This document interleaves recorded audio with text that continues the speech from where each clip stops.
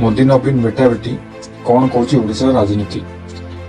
अनेक दिन पर प्रधानमंत्री ओडिशा गोटे सरकारी कार्यक्रम ता सहित राजनीतिक कार्यक्रम ओडिशा को आसिले।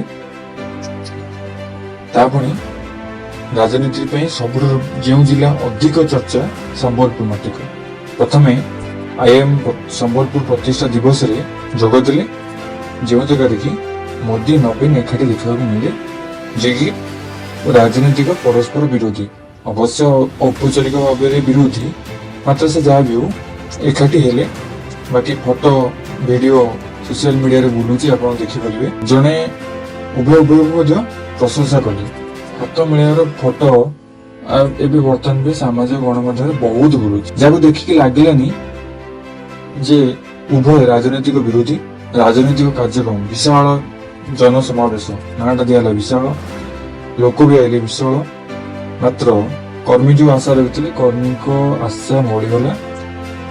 प्रधानमंत्री से भावी बोधे 2024 निर्वाचन आरंभ एठू आरंभ हम मात्र से भली किसी देखागलानी। जनसभार कर्मी जहाँ आशा रखी से सबू आशा मिलगला।